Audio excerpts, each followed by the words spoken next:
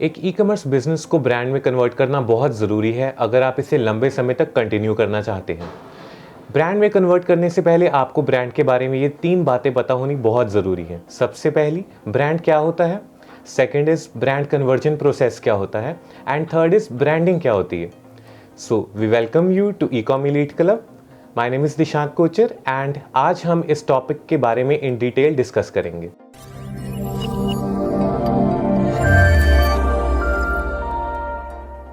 तो आज हमारे साथ जुड़े हैं मिस्टर रोशन भट्ट, जो कि फाउंडर एंड डायरेक्टर हैं shiprix.in के। We welcome you sir. Thank you. सबसे पहले सर मैं ये जानना चाहता हूँ कि हम ब्रांड करते रहते हैं, एक्चुअल में ब्रांड होता क्या है और ब्रांड कन्वर्जन की प्रोसेस क्या होती है? देखिए, ब्रांड कन्वर्जन की प्रोसेस में आने से पहले हमें ये समझना होगा कि हम ब्रांड कहते किसे हैं। जी सर। कोई भी नाम जिसके अंडर आप अपना प्रोडक्ट या सर्विसेज बेचते हैं या बनाते हैं, वो आपके लिए एक ब्रांड है। जी। ठीक है। और ब्रांड पेरेंट कंपनी से अलग भी हो सकता है। ओके। जैसे कि पेप्सी एक प्रोडक्ट है, जी। तो वो पेप्सी एक ब्रांड है किस कंपनी का? पेप्सिको लिमिटेड का। ओके। ठीक है। वो पेप्सिको लिमिटेड और अलग अलग प्रोडक्ट्स भी अलग अलग ब्रांड अंडर बना सकती है। सेम जैसे गूगल की जो पेरेंट कंपनी है वो है अल्फाबेट, तो अल्फाबेट इनकॉर्पोरेशन के और भी कई प्रोडक्ट्स हैं। तो गूगल ब्रांड है, पेरेंट कंपनी अलग है। तो इसको डिफ्रेंशिएशन करना बहुत ही ज़रूरी है कि क्या ब्रांड है और क्या आपकी पेरेंट कंपनी है। तो सर मैं जानना चाहता हूँ कि ब्रांड को इस्टेब्लिश करने का प्रोसेस क्या होता है? देखिए, ब्रांड को इस्टेब्लिश करने का बहुत एक मतलब कि लेंथी प्रोसीजर है जी। ठीक है। और ये नेवर एंडिंग प्रोसेस है। ठीक है ना। ये आपको थ्रू आउट आपके जो बिजनेस का साइकिल है उसमें करना पड़ता है। ठीक है ना। जैसे कि सबसे पहले आप क्या करोगे, आप अपनी टारगेट ऑडियंस को जो है वो आइडेंटिफाई करोगे कि आपकी टारगेट मार्केट कौन सी है, आपकी ऑडियंस कैसी है। फिर आप अपने प्रोडक्ट का नाम वैसा चूज करोगे जिससे आपकी टारगेट ऑडियंस रिलेट करे। ओके। ठीक है। उसके बाद आप अपने उस प्रोडक्ट के नाम का लोगो डिज़ाइन करोगे। ठीक है ना। लोगो के बेसिस पे आप अपनी वेबसाइट डिज़ाइन करोगे, अपनी कलर थीम चूज़ करोगे, फॉन्ट चूज़ करोगे। ठीक है। फिर आप अपने प्रोडक्ट की पैकेजिंग चूज़ करोगे। ठीक है। तो वो नाम ऐसा और वो प्रोडक्ट आपका लोगो ऐसा होना चाहिए कि जब भी लोग देखें तो उनको देखते ही रिफ्लेक्ट कर जाए कि ये एक पर्टिकुलर ब्रांड है। फॉर एग्जांपल, जैसे आप किसी भी अच्छे गारमेंट ब्रांड्स की एग्जांपल ले सकते हो। For example Naik. ठीक है ना। तो जब भी आप एक वो टिक देखते हो तो वो चीज़ देख के ही आपको पता लग जाता है कि ये नाइक है। बिल्कुल सर। अगर आपको उनके हर प्रोडक्ट पे अलग टिक दिखे कि शूज़ पे अलग से लगा हुआ है, दूसरा अलग से लगा हुआ है, फट से पहचान लोगे कि ये डुप्लीकेट है। ओके। ये ओरिजिनल नहीं है। ठीक है। और ये आपको थ्रू आउट करना पड़ेगा। जब तक आप प्रोडक्ट बना रहे हो, जब तक आपको बिजनेस में हो, आपको वही प्रोसेस जो है वो फॉलो करना पड़ेगा। जी।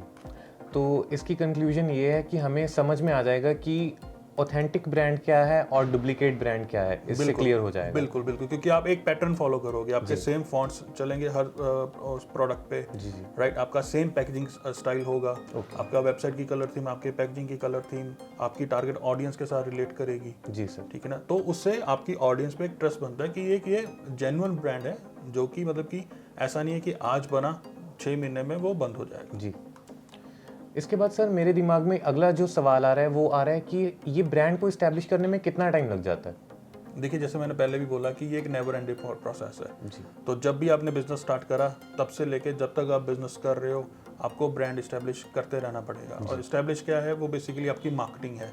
ओके। राइट। जैसे आप देखते हो कि आज भी जितने भी बड़े ब्रांड है, चाहे वो कोका कोला है या पेप्सी है, या आप देख लीजिए कि पेटीएम है, अगर ई कॉमर्स में चले हैं, फ्लिपकार्ट है, आज भी उनकी टीवी में एड्स आती हैं। जबकि सबको पता है कि फ्लिपकार्ट या अमेजोन मार्केट में एग्जिस्ट करते हैं, बट वो रेगुलरली अपनी अपनी ब्रांडिंग करते रहते हैं। ओके। राइट। तो ये एक नेवर एंडिंग प्रोसेस होता है। जब तक आपका बिजनेस का साइकिल चल रहा है तब तक आपको ब्रांडिंग करते रहना पड़ेगा। तो नेक्स्ट क्वेश्चन सर मेरा आपसे ये है कि जब हम ई कॉमर्स बिजनेस रन कर रहे हैं तो हम अपने कस्टमर्स को कैसे सपोर्ट सर्विस प्रोवाइड करें, या कई बार ऐसा चांस होता है कि हम उनको टाइमली रिस्पॉन्स नहीं कर पाते, जिसकी वजह से हमारे बिजनेस की रेप्यूटेशन के ख़राब होने के काफ़ी चांसेस बढ़ जाते हैं। तो इसमें क्या एक ऑप्टिमम सोल्यूशन है जो हम कस्टमर्स को प्रोवाइड कर सकते हैं?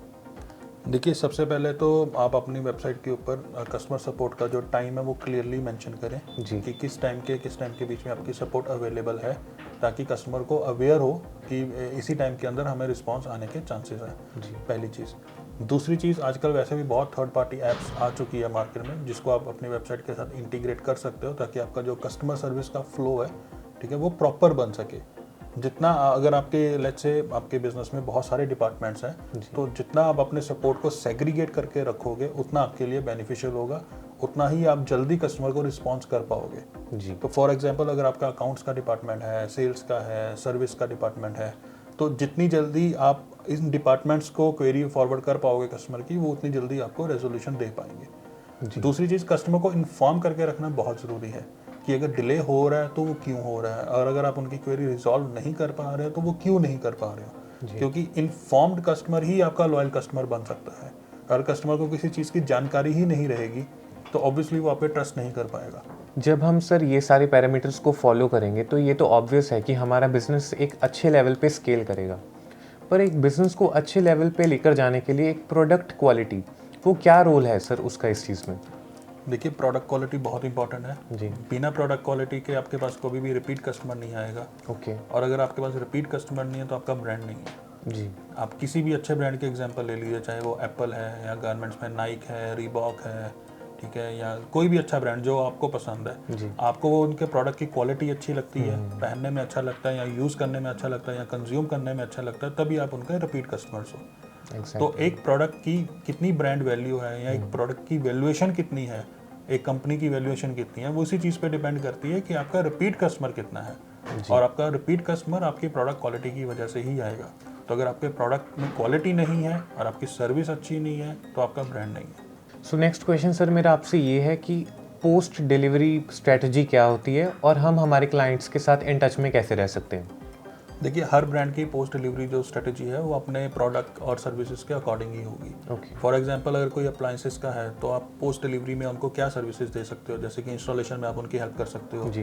अपने अप्लायंस को चलाने के ट्रेनिंग में उनकी हेल्प कर सकते हो, प्लस आप उनको AMC दे के आप उनके साथ टच में रह सकते हो कि अगर कभी भी कोई भी खराबी होगी, या एक्सटेंडेड वारंटी जिसे हम बोलते हैं, वो आप उनको प्रोवाइड कर सकते हो। प्लस टाइम टू टाइम उनसे फीडबैक आप ले सकते हो। ऐसे ही अगर आपका गारमेंट्स का बिजनेस है तो जैसे एक बार प्रोडक्ट डिलीवर होता है तो आप उनको एक सर्वे शूट कर सकते हो आपके प्रोडक्ट का फीडबैक लेने के लिए, कि उनको फिटिंग कैसी लगी, उनको अगर कोई सजेशन आपको देना है कलर को लेके या फिट को लेके, तो वो आपको वो दे सकते हैं। प्लस एक जो बहुत ही इंपॉर्टेंट फैक्टर होता है वो ये है कि आपका जो एक रिटर्न मैकेनिज्म है वो बहुत ही स्ट्रीमलाइन होना चाहिए। ओके। कि अगर आपके कस्टमर को कभी भी किसी चीज़ को लेके कोई प्रॉब्लम आ रही है, आप उनको क्या वन काउंटर सर्विस प्रोवाइड कर सकते हो कि उनको एक ही जगह जाना पड़े और उनको हर तरह की सर्विस मिल जाए। बी एट उनको प्रोडक्ट रिप्लेस करवाना है, चेंज करवाना है, साइज़ चेंज करना है, कलर चेंज करना है, या उनकी प्रोडक्ट की वारंटी एक्सपायर हो रही है वो एक्सटेंड करनी है, तो उनको अगर आप वन विंडो सर्विस दे पाओ तो वो ऑब्वियसली आपके ब्रांड को और इस्टेब्लिश करने और स्ट्रॉन्ग बनाएगा। सर मैंने बहुत बार सुना है कि एक ई-कॉमर्स बिजनेस आप एक टीम के बिना नहीं कर सकते, तो मेरा आपसे क्वेश्चन ये है कि एक टीम को कैसे मैनेज किया जाए और एक टीम की क्या इंपॉर्टेंस है एक ई-कॉमर्स बिजनेस में?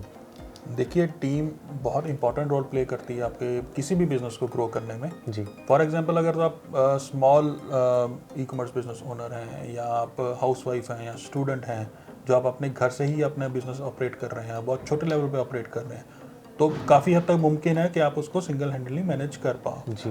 पर जैसे ही आपका बिजनेस बढ़ने लगेगा, जैसे ही आपकी क्लाइंटेल बढ़ने लगेगी, तो आपको हर डिपार्टमेंट में एक स्पेशलाइज्ड बंदा तो चाहिए ही होगा। फॉर एग्जांपल, अगर आप लेट्स से आप मार्केटिंग में अच्छे हो, जी। तो ज़रूरी नहीं आप फाइनेंस में भी अच्छे हो, जी। ज़रूरी नहीं आप कस्टमर सर्विस में भी अच्छे हो। बिल्कुल। तो आपको हर एक्सपर्टीज़ का एक बंदा तो एटलीस्ट अपनी टीम में चाहिए ही होगा, ताकि वो आप कस्टमर को प्रॉपरली हैंडल कर पाए। आप कस्टमर ले आए लेकिन उनको सपोर्ट ना दे पाए, ठीक है ना, तो वो कस्टमर वापस नहीं आएगा। ठीक है ना। अगर आपने लेट्स से आप मार्केटिंग में बहुत अच्छे हो, आप बहुत अच्छे सेल्स ला रहे हो, लेकिन अगर आप उन सेल्स को मेंटेन नहीं कर पा रहे हो, आप कैपिटलाइज नहीं कर पा रहे हो, आपको यही नहीं पता लग रहा कि मेरे बिजनेस में मेरे को कितना प्रॉफिट हो रहा है, कितना लॉस हो रहा है, आपके फाइनेंसेस अच्छे नहीं हैं, तो तब भी आपको नुकसान ही होगा। तो इसीलिए ग्रोइंग बिजनेसेस के लिए एटलीस्ट आपके पास एक स्पेशलाइज्ड बंदा तो होना ज़रूरी है। Okay, thank you so much sir, आपने हमारी सारी प्रॉब्लम्स को एड्रेस किया। सो आई होप आपको हमारी ये वीडियो पसंद आई होगी। अगर आपको ये वीडियो पसंद आई तो इसे लाइक करना मत भूलिए और हमारे चैनल को सब्सक्राइब ज़रूर कीजिए, इकोमी light club. Thank you, have a nice day.